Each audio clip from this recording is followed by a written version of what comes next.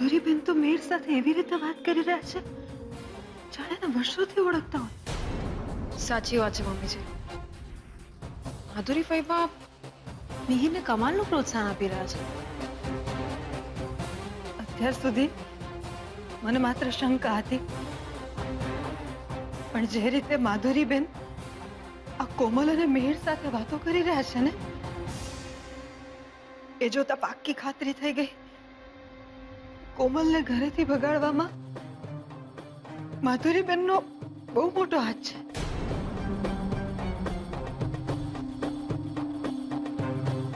ભાઈની દીકરી સાથે માધુરીબેને આવું કર્યું?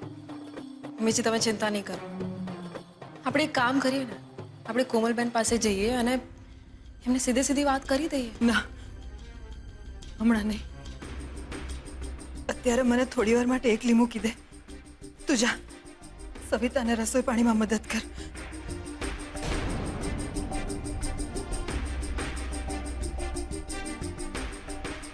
માધુરી ફઈબાએ જે કર્યું એના કારણે મમ્મીજી તો ખૂબ હર્ટ થયા છે.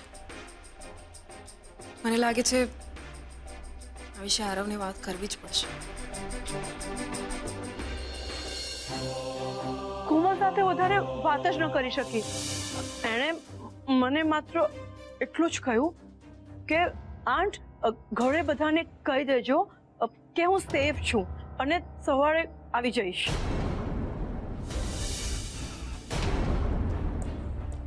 હું તને ગેરંટી આપું છું કે બધા ફેમિલી વાળા તારા મેરેજ એક્સેપ્ટ કરી જ લેશે અને કોઈ તને કરે કે ન કરે હું તને ઓલવેઝ સપોર્ટ કરીશ.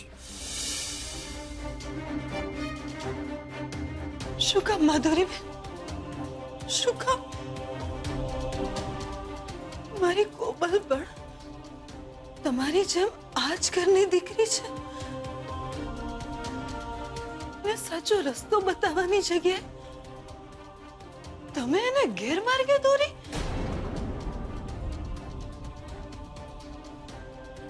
તમને ક્યારેય માફ નહીં કરું,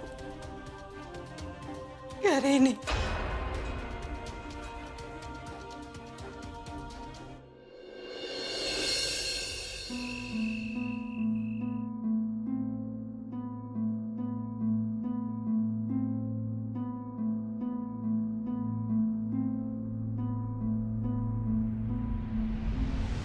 મમ્મીજી આવો.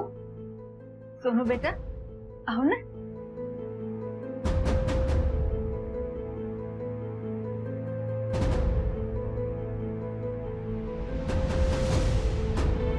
તમે ફઈબાની વાતને લઈને હજી પણ અપસેટ છો?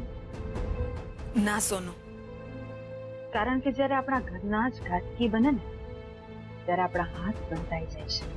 સાચી વાત છે મમ્મીજી, પણ મને તો સમજાતું નથી કે ફઈબાની વાતમાં તમને એટલી નવાઈ કેમ લાગે છે? આલે તારો મનપસંદ સીતાફળ આઈસ્ક્રીમ. આઈસ્ક્રીમ? હા, તને ભાવે છે ને?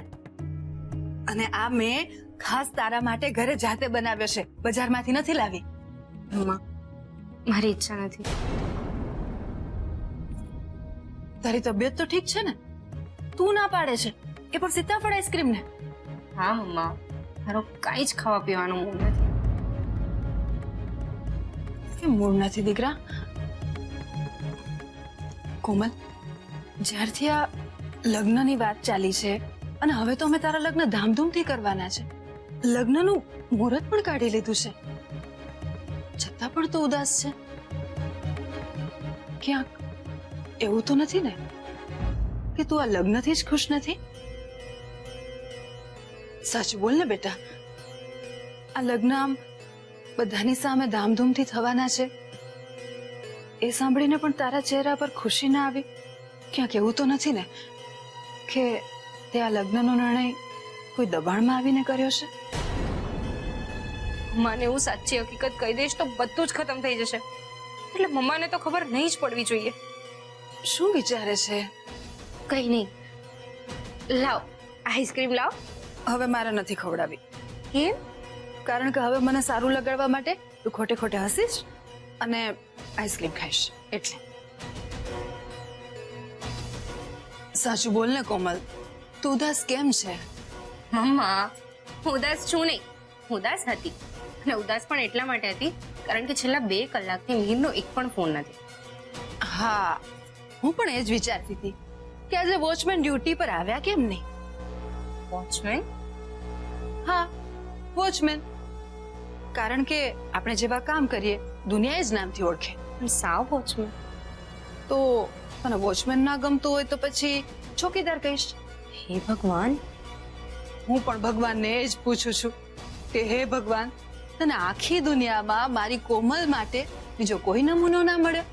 મમ્મા, now this is too much. હા, ચાલ એ ચોકીદારની વાત પડતી મૂક અને તું આઈસ્ક્રીમ ખા.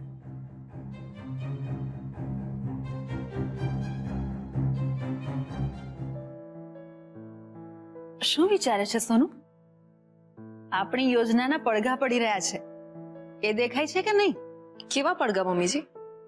પહેલા તો આપણે મિહિરને જે બાહેંધરી આપી કે આપણે એ લોકોના લગ્ન કરાવી દેવાના છીએ, એ હરખમાં ને હરખમાં વરરાજા તો એટલા હરખાઈ ગયા છે કે સૌથી પહેલા તો એમણે આપણી કોમલને વિડીયો કોલ કરવાના જ બંધ કરી દીધા.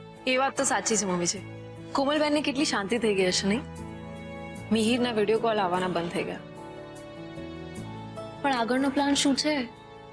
આપણે માધુરી ફેબાને એ લોકોના ઘરે મોકલશું એટલે એ લોકોને પાક્કી ખાતરી થઈ જાય કે આપણે એમના લગ્ન કરાવવા માટે તૈયાર છીએ. કારણ કે કદાચ હું કે આરવ અમારા બેમાંથી કોઈ એક જાત ને તો એ લોકોને એવું લાગત કે આ લગ્ન પાછળ કદાચ આપણું કોઈ કાવતરું છે. સાચી વાત છે મમ્મીજી. આપણામાંથી કોઈક જાત તો ચોક્કસ એ લોકો એલર્ટ થઈ જાત. સોનુ, હવે છે ને તું માધુરીબેનને કોઈ વાતનું ઓછું ન આવવા દેતી. બની શકે ને એટલા એમને પંપાડીને રાખજે. કારણ કે આ મિહિરને આપણી કોમલથી દૂર કરવા માટે આપણું સૌથી મોટું હથિયાર માધુરી ફેબા છે. વિચારો આપણા હશે જેને અમલમાં માધુરીબેન મૂકશે. મમ્મીજી, હું સમજી ગઈ. દુશ્મનને હરાવવા માટે દુશ્મનના મિત્ર સાથે દોસ્તી કરવી જ પડે. પણ મમ્મીજી, મને એ નથી સમજાઈ રહ્યું કે હા માધુરી ફોઈએ આવું કેમ કર્યું? કોમલબેનને લગ્ન કરવા માટે પ્રોત્સાહન આપવાનું કોઈ ખાસ કારણ? સોનું, બની શકે કે મેં એમને એમનું લગ્ન જીવન ન તોડવા સમજાવ્યા, તારું અપમાન ન કરવાની સલાહ આપી. આ બધી બાબતોને ધ્યાનમાં રાખીને એમને મારા પ્રત્યે અણગમો રાખ્યો અને બધો જણે કોમલ પર ઉતાર્યો અને આપણી કોમલને ચડાવી.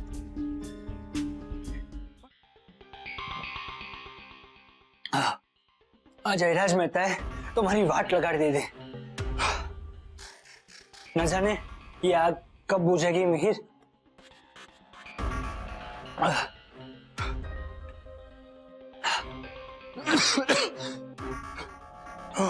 Oh God, I cannot take it.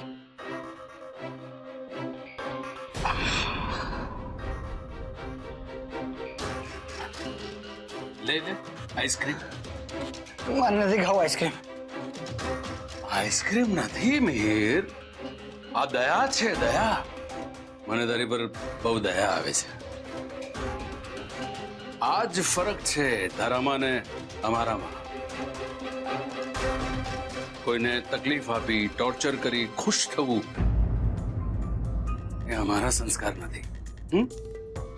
Ice cream ખા. કહ્યું ને મને નથી ખાવું આઈસ્ક્રીમ. ખાઈ લે ને. ક્યાંક તું અડધી રાતે બીમાર પડો તો તને લઈને મારે હોસ્પિટલમાં દોડવું પડશે અને ત્યાં લોકો શું કહેશે? અરે વાહ, આ પ્યુન તો કેટલો નસીબ વાળો છે, એનો શેઠ એને હોસ્પિટલમાં લઈ આવ્યા. પછી ક્રેડિટ મને મળે ને. જુઓ તમે, મને સખત પેટમાં મળે. લાસ્ટ ચાન્સ છે તારા માટે મિહિર. એકવાર આ આઈસ્ક્રીમ નું ઓક્શન થઈ જશે પછી આખી રાત આ જ રીતે કૂદકા મારતો રહેશે રૂમમાં. Okay? Ice cream 1, ice cream 2, ice cream.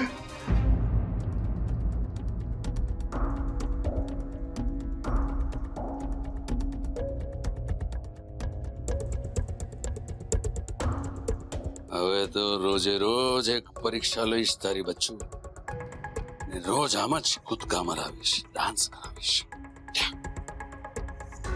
It's nice, isn't it?